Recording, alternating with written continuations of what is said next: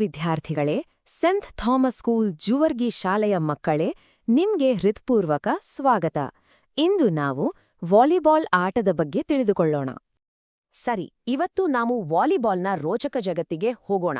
ಆಟದ basic rules ಏನು, court ಹೇಗಿರುತ್ತೆ, ಮತ್ತೆ ಎಲ್ಲಕ್ಕಿಂತ ಮುಖ್ಯವಾಗಿ ಮ್ಯಾಚ್ ಹೇಗೆ ಗೆಲ್ಲೋದು ಅಂತ ಸರಳವಾಗಿ ಕಲಿಯೋಣ. ನೀವೆಲ್ಲರೂ ರೆಡಿ ಇದ್ದೀರಾ? ಹಾಗಾದ್ರೆ ಶುರು ಮಾಡೋಣ ಬನ್ನಿ. ಹಾಗಾದ್ರೆ ನಮ್ಮ ಮೊದಲನೇ ಪ್ರಶ್ನೆ, ವಾಲಿಬಾಲ್ ಅಂದ್ರೆ ಏನು?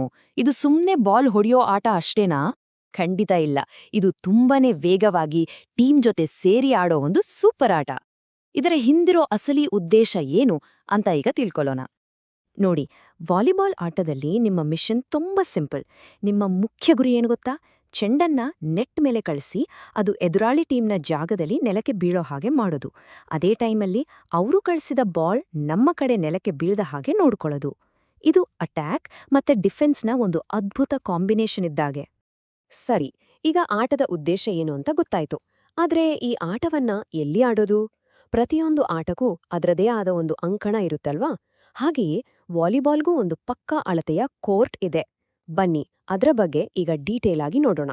ಈ ಚಿತ್ರ ನೋಡಿ, ಇದೇ ವಾಲಿಬಾಲ್ ಕೋರ್ಟ್. ಕೋರ್ಟ್ನ ಬೌಂಡ್ರಿಯನ್ನು ತೋರಿಸೋ ಉದ್ದದ ಲೈನ್ಗಳನ್ನ ಸೈಡ್ ಲೈನ್ ಅಂತೀವಿ, ಮತ್ತೆ ಚಿಕ್ಕದಾಗಿರೋ ಲೈನ್ಗಳನ್ನ ಎಂಡ್ ಲೈನ್ ಅಂತ ಕರಿತೀವಿ. ಕೋರ್ಟ್ನ ಮಧ್ಯದಲ್ಲಿ ಅದನ್ನ 2 ಸಮಭಾಗಗಳಾಗಿ ಮಾಡೋ ಲೈನ್ ಇದೆಯಲ್ಲ, ಅದೇ ಸೆಂಟರ್ ಲೈನ್. ಅಫಿಷಿಯಲ್ ಆಗಿ ನೋಡೋದಾದ್ರೆ ವಾಲಿಬಾಲ್ ಕೋರ್ಟ್ 18 ಮೀಟರ್ ಉದ್ದ ಮತ್ತೆ 9 ಮೀಟರ್ ಅಗಲ ಇರುತ್ತೆ. ಇಲ್ಲಿ ಒಂದು ಇಂಟ್ರೆಸ್ಟಿಂಗ್ ವಿಷಯ ಏನಂದ್ರೆ, ಆ ಸೆಂಟರ್ ಲೈನ್ ಕೋರ್ಟ್ನ 2 ಭಾಗ ಮಾಡಿದಾಗ ಪ್ರತಿಯೊಂದು ಟೀಮ್ಗೂ ಸಿಗೋ ಜಾಗ 9 ಮೀಟರ್ ಉದ್ದ ಮತ್ತೆ 9 ಮೀಟರ್ ಅಗಲದ ಒಂದು ಪರ್ಫೆಕ್ಟ್ ಚೌಕಾಗಿರುತ್ತೆ. ಆಯ್ತು, ನಾವು ಕೋರ್ಟ್ ಬಗ್ಗೆ ತಿಳ್ಕೊಂಡ್ವಿ. ಈಗ ಆ ಕೋರ್ಟಲ್ಲಿ ಆಡೋ ಆಟಗಾರರ ಬಗ್ಗೆ ಮಾತಾಡೋಣ. ವಾಲಿಬಾಲ್ ಟೀಮ್ ಅಂದ್ರೆ ಹೇಗಿರುತ್ತೆ? ಒಂದು ಟೀಮಲ್ಲಿ ಎಷ್ಟು ಜನ ಆಡ್ತಾರೆ? ಬನ್ನಿ, ಈ ಪ್ರಶ್ನೆಗಳಿಗೆ ಉತ್ತರ ಹುಡುಕೋಣ. ಒಂದೇ ಸಮಯದಲ್ಲಿ ಒಂದು ತಂಡದಿಂದ ಕೋರ್ಟ್ ಒಣಗಾಡೋಕೆ ಅವಕಾಶ ಇರೋದು ಬರೀ 6 ಜನ ಆಟಗಾರರಿಗೆ ಮಾತ್ರ. 6ಕ್ಕಿಂತ ಹೆಚ್ಚು ಜನ ಇರಬಾರ್ದು, ಕಡಿಮೆನೂ ಇರಬಾರ್ದು. ಇದು ಒಂದು ಕಡ್ಡಾಯವಾದ ನಿಯಮ.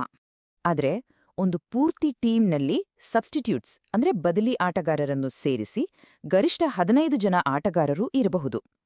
ಆಟದ ಮಧ್ಯದಲ್ಲಿ ಸುಸ್ತಾದಾಗ ಅಥವಾ ಗೇಮ್ ಪ್ಲಾನ್ ಬದಲಾಯಿಸೋಕೆ ಈ ಬದಲಿ ಆಟಗಾರರು ತುಂಬಾನೇ ಹೆಲ್ಪ್ ಮಾಡ್ತಾರೆ. ಓಕೆ, ಇಲ್ಲೇವರೆಗೂ ನಾವು ಆಟಕ್ಕೆ ರೆಡಿಯಾಗೋದು ಹೇಗೆ ಅಂತ ಮಾತಾಡಿದ್ವಿ. ಈಗ ಆಟದ ಹೃದಯ ಭಾಗಕ್ಕೆ ಬರೋಣ. ಪಾಯಿಂಟ್ಸ್ ಗಳಿಸೋದು ಹೇಗೆ? ಆಟದ ಅಸಲಿ ಮಜಾ ಇರೋದೇ ಇಲ್ಲಿ. ಬನ್ನಿ, ಇದನ್ನ ಸ್ಟೆಪ್ ಬೈ ಸ್ಟೆಪ್ ಅರ್ಥ ಮಾಡ್ಕೊಳ್ಳೋಣ. ಪ್ರತಿಯೊಂದು ಪಾಯಿಂಟ್ ಕೂಡ ಒಂದು ಸರ್ವ್ ಇಂದಾನೇ ಶುರುವಾಗೋದು. ಎದುರಾಳಿ ತಂಡದಿಂದ ಬಾಲ್ ನಮ್ಮ ಕಡೆ ಬಂದಾಗ ನಮ್ಮ ಟೀಮ್ಗೆ ಅದನ್ನ ವಾಪಸ್ ಕಳಿಸೋಕೆ ಮ್ಯಾಕ್ಸಿಮಮ್ 3 ಅವಕಾಶ ಸಿಗತ್ತೆ. ಅಂದ್ರೆ 3 ಹಿಟ್ಸ್ ಅಷ್ಟೇ. ಈ 3 ಹಿಟ್ಗಳನ್ನ ಬಳಸ್ಕೊಂಡು ಒಂದು ಒಳ್ಳೆ ಅಟ್ಯಾಕ್ ಮಾಡೋದೇ ನಮ್ಮ ಗುರಿ. ಈ ಪಾಯಿಂಟ್ ಗಳಿಸೋ ಸಿಸ್ಟಮ್ಗೆ ರ್ಯಾಲಿ ಪಾಯಿಂಟ್ ಸಿಸ್ಟಮ್ ಅಂತ ಹೇಳ್ತಾರೆ. ರ್ಯಾಲಿ ಅಂದ್ರೆ ಏನೂ ಇಲ್ಲ, ಸರ್ವ್ ಮಾಡಿದ್ಮೇಲೆ ಬಾಲ್ ನೆಲಕ್ಕೆ ಬೀಳೋವರೆಗೂ ನಡೀತದಲ್ಲ ಆಟ, ಅದೇ. ಈ ರೂಲ್ ಪ್ರಕಾರ ಯಾರು ಸರ್ವ್ ಮಾಡಿದ್ರು ಅನ್ನೋದು ಮುಖ್ಯ ಅಲ್ಲ. ಯಾರೋ ಆ ರ್ಯಾಲಿನ ಗೆಲ್ತಾರೋ ಅಂದ್ರೆ ಬಾಲ್ನ ಎದುರಾಳಿ ಕೋರ್ಟ್ನಲ್ಲಿ ಬೀಳಿಸ್ತಾರೋ ಆ ಟೀಮ್ಗೆ ತಕ್ಷಣ 1 ಪಾಯಿಂಟ್ ಸಿಕ್ಬಿಡುತ್ತೆ. ಈಗ ನಿಮ್ಗೆ ಒಂದೊಂದು ಪಾಯಿಂಟ್ ಹೇಗೆ ಗಳಿಸೋದು ಅಂತ ಗೊತ್ತಾಯ್ತು. ಆದರೆ ಈ ಪಾಯಿಂಟ್ಗಳೆಲ್ಲ ಸೇರಿ ಒಂದು ಸೆಟ್ ಆಗತ್ತೆ. ಮತ್ತೆ ಸೆಟ್ಗಳು ಸೇರಿ ಪೂರ್ತಿ ಮ್ಯಾಚ್ ಯಾರು ಗೆದ್ರು ಅಂತ ಡಿಸೈಡ್ ಮಾಡುತ್ತೆ. ಹಾಗಾದ್ರೆ ಒಂದು ಸೆಟ್ ಮತ್ತೆ ಕೊನೆಗೆ ಮ್ಯಾಚ್ ಗೆಲ್ಲೋದು ಹೇಗೆ ನೋಡೋಣ ಬನ್ನಿ. ಒಂದು ಸೆಟ್ ಗೆಲ್ಬೇಕು ಅಂದ್ರೆ ನಿಮ್ ಟೀಮ್ ಮೊದಲು 25 ಪಾಯಿಂಟ್ಸ್ ಮಾಡ್ಬೇಕು. ಆದ್ರೆ ಇಲ್ಲೊಂದು ಮುಖ್ಯವಾದ ರೂಲ್ ಇದೆ. ನೀವು ಎದುರಾಳಿಗಿಂತ ಕನಿಷ್ಠ 2 ಪಾಯಿಂಟ್ಸ್ ಮುಂದಿರ್ಬೇಕು. ಇನ್ನು ಪೂರ್ತಿ ಮ್ಯಾಚ್ ಗೆಲ್ಬೇಕಂದ್ರೆ ಸಾಮಾನ್ಯವಾಗಿ 3 ಸೆಟ್ಗಳ ಆಟದಲ್ಲಿ ನೀವು 2 ಸೆಟ್ಗಳನ್ನ ಗೆಲ್ಲೇಬೇಕು. ಸರಿ, ಕೊನೆಯದಾಗಿ ನೀವು ಆಟ ಆಡುವಾಗ ಮರೆಯಲೇಬಾರದ ಕೆಲವು ತುಂಬಾನೇ ಇಂಪಾರ್ಟೆಂಟ್ ರೂಲ್ಸ್ ನೋಡೋಣ. ಇವುಗಳನ್ನ ಚೆನ್ನಾಗಿ ನೆನಪಲ್ಲಿಟ್ಕೊಳ್ಳಿ, ಯಾಕಂದ್ರೆ ಇವು ನಿಮ್ಮ ಆಟವನ್ನ ಇನ್ನೂ ಚೆನ್ನಾಗಿ ಮಾಡುತ್ತವೆ. ಮೊದಲನೇದು, ನಾವಾಗ್ಲೇ ಹೇಳ್ದಾಗೆ ಒಂದು ಟೀಮ್ ಬಾಲ್ನ 3ಕ್ಕಿಂತ ಹೆಚ್ಚು ಸಾರಿ ಹೊಳೆಯೋ ಹಾಗಿಲ್ಲ. ಎರಡನೇದು, ಒಬ್ಬನೇ ಆಟಗಾರ ಸತತವಾಗಿ 2 ಸಾರಿ ಬಾಲ್ ಮುಟ್ಟೋ ಹಾಗಿಲ್ಲ. ಮೂರನೇದು, ಎದುರಾಳಿ ಸರ್ವ್ ಮಾಡಿದ ತಕ್ಷಣ ಅದನ್ನ ನೆಟ್ ಹತ್ರನೇ ಬ್ಲಾಕ್ ಮಾಡೋದು ನಿಷಿದ್ಧ. ಮತ್ತು ಕೊನೆಯದಾಗಿ, ಬಾಲ್ ಯಾವಾಗ್ಲೂ ನೆಟ್ಟಿನ ಮೇಲಿಂದನೇ ಆಚೆ ಹೋಗ್ಬೇಕು, ಅದರ ಕೆಳಗಿಂದ ಅಥವಾ ಸೈಡಿಂದಲ್ಲ.